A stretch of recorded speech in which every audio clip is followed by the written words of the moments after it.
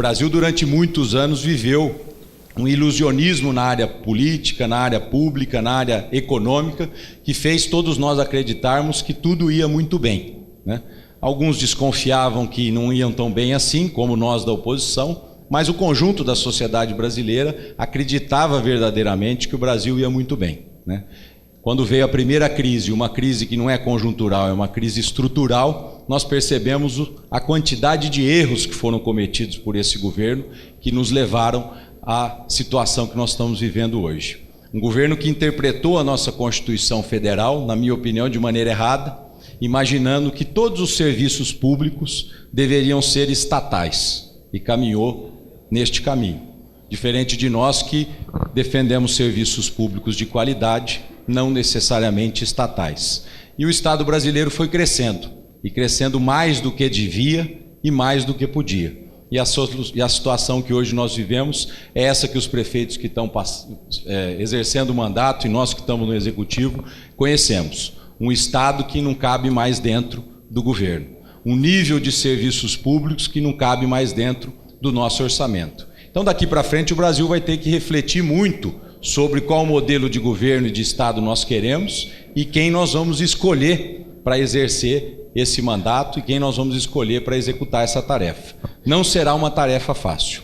Ontem nós estávamos ali em Lins, fazendo a filiação do Rogério, que é o vice-prefeito da cidade, e eu dizia lá em Lins da dificuldade que vai ser conversar com a sociedade brasileira sobre reformas estruturais que basicamente vão retirar na cabeça das pessoas direitos e garantias. Como é que nós vamos dialogar com a sociedade para uma reforma da Previdência, se nós vamos precisar ampliar o tempo de trabalho e se nós vamos precisar nivelar a aposentadoria de homens e mulheres? Não vai ser uma tarefa fácil. Como é que nós vamos discutir com a sociedade brasileira uma reforma trabalhista que parece que a nossa CLT e toda a legislação que respalda a nossa CLT estabelece garantias e direitos ao trabalhador que num primeiro momento vai ser difícil de dialogar e mostrar para eles. Assim não vai dar mais. Como é que nós vamos dialogar sobre uma reforma fiscal, onde basicamente nós vamos ter que fazer uma grande reformulação na plataforma de arrecadação estados, municípios, portanto nós vamos mexer na Federação Brasileira sem ferir suscetibilidades. E o pior, como é que nós vamos dialogar com a sociedade sobre esses temas num curto espaço de tempo? Porque o Brasil não tem tempo a perder nos próximos anos. Nós estamos vivendo o chamado bônus demográfico, que começou em 2002, 2003 e que termina em 2028, 2029. O que é isso?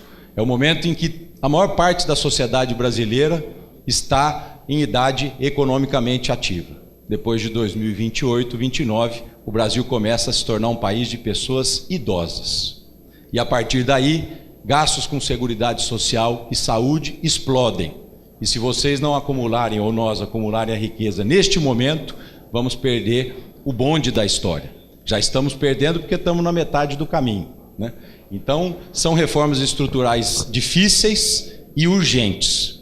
E o governo que assumir o Planalto terá que, de maneira muito clara, conversar com a sociedade. Não vai ser fácil sentar com o nosso funcionalismo público e dizer: estabilidade funcional não é mais possível no nosso país.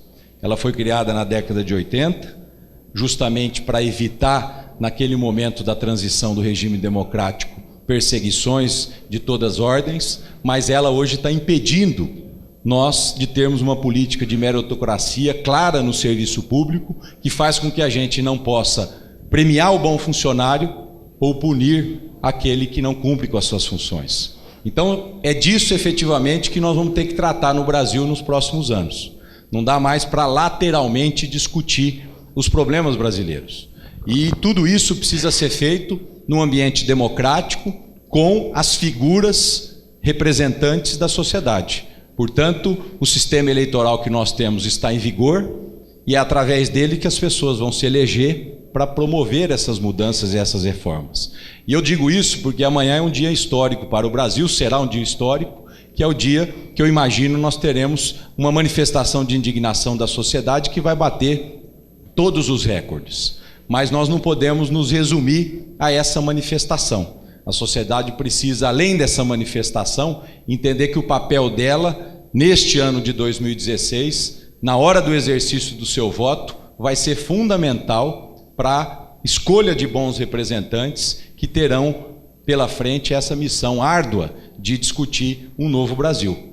Nós tivemos um exemplo em 2013, que foram as manifestações em São Paulo, até agora as maiores da história do Brasil, uma manifestação contra maus serviços públicos, contra a tarifa de transporte público, e em 2014 nós tivemos uma eleição. O que aconteceu na eleição de 2014 de diferente em relação às eleições anteriores? Absolutamente nada. Os deputados federais, meus colegas, tiveram um índice de renovação similar aos mandatos anteriores. A eleição nacional empatou, mas continuou nas mãos do PT. Eu estou dizendo isso porque é fundamental as pessoas saberem que neste ano de 2016 a oportunidade de manifestação vai chegar em outubro. E aí a atenção do eleitor com a escolha do vereador, com a escolha do prefeito, vai ser importante para que a gente possa melhorar a classe política e os representantes para que eles possam promover essas mudanças estruturais. Acho que isso vai acontecer. E acho que principalmente isso acontecerá nas grandes cidades, nas médias cidades, onde efetivamente a mobilização da sociedade está presente, como Rio Preto e outras cidades. Mas nas pequenas cidades, aqueles que exercem mandato e que não têm essa consciência de que efetivamente o mundo está mudando, nós vamos tomar um cartão vermelho nessas eleições. Por isso, nós temos que saber claramente comunicar com a sociedade as nossas intenções, comunicar os nossos projetos e principalmente dizer como cada um quer alcançar esses projetos, como cada um vai fazer efetivamente para contribuir com a melhoria de vida das pessoas. E eu acho que essa eleição se trata muito disso, né? Uma eleição que tem uma interrogação muito grande pela frente. Políticos mais experientes ou menos experientes não têm a menor ideia do que vai acontecer no mês de outubro. Se a gente olhar um pouco depois da palestra do Porto, nós vamos ter mais preocupação ainda, porque a legislação eleitoral sofreu uma mudança grande, que foi feita às pressas pela Câmara Federal, e eu estava lá, por acaso exercendo o mandato no ano passado, e que foi-se alterado muitas das regras eleitorais. Então tudo aquilo que a gente sabe de campanha, deixa de lado e tem que aprender de novo, né? Porque a regra é completamente diferente. Uma campanha curta, de 45 dias, que na minha opinião, nada vai ser feito ou pouco vai ser decidido nesses 45 dias. O que vem antes é que, na minha opinião, é o fundamental. Não só do exercício legítimo e liberado de uma pré-campanha, mas principalmente da história de vida, das propostas, da conduta dos pré-candidatos. Eu acho que é isso que vai valer muito nessa eleição de 2016. Não pretendo disputar nada nesse ano, então eu vou assistir ao lado dos meus companheiros e participar com muita atenção e com muita apreensão esse processo eleitoral. Não vai ser fácil. Os prefeitos e vereadores serão as cobaias de um novo processo eleitoral, de um novo sistema eleitoral que precisa ser construído pelo país. Aparentemente, o sistema não mudou, mas na realidade ele mudou e mudou bastante, porque mudou na percepção da cabeça das pessoas, na percepção da sociedade. Então eu não quero aqui tomar muito tempo, eu estou muito mais aqui para ouvir o Porto e a Cris sobre aquilo que eles vão discorrer. Quero mais uma vez agradecer a presença de vocês, agradecer a amizade, a solidariedade. Eu sou um eterno devedor de todos vocês que estão aqui presentes, pessoas que ao longo da minha vida colaboraram com a nossa carreira, que estão comigo às vezes desde a minha primeira campanha, que se somaram na última eleição. Eu tenho procurado exercer os cargos que eu ocupo com muita dedicação, né? Acordando cedo, dormindo tarde, porque é só dessa forma que eu entendo que as pessoas têm as suas expectativas atendidas. Não tem milagre, não tem mágica, né?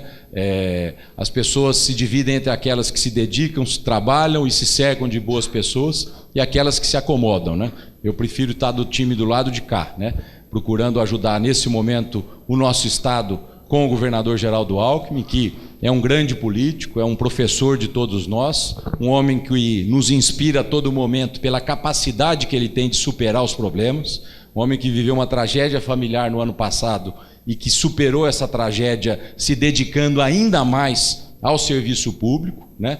E o Geraldo, sem dúvida nenhuma, é alguém que a gente tem que a todo momento reverenciar pela capacidade de trabalho que ele tem, de superação e principalmente pela vocação e espírito público que o governador a todo momento demonstra nas suas atitudes, seja em atitudes mais simples, seja em decisões mais complexas. O governador, sem dúvida nenhuma, tem uma tarefa árdua pela frente, que é administrar esse estado nesses próximos 3 anos. O estado de São Paulo, sem dúvida nenhuma, é o estado mais forte do país, mas é aquele que mais sofre numa crise econômica. A arrecadação de São Paulo derrete mais rápido do que os outros estados. É o primeiro que entra na crise e entra muito forte. Vocês estão vendo aí os indicadores de atividade industrial, e é aqui que estão instaladas as principais indústrias do estado, do Brasil, né? E São Paulo, sem dúvida nenhuma, tem as suas dificuldades na crise econômica, mas tem alguém experiente com a capacidade de superar, né? Volto a dizer, não será feito milagre nesses próximos 3 anos. Nós teremos uma crise instalada até o ano de 2018, no mínimo. Uma recuperação de um PIB per capita, segundo a FIPE, só em 2021. Né?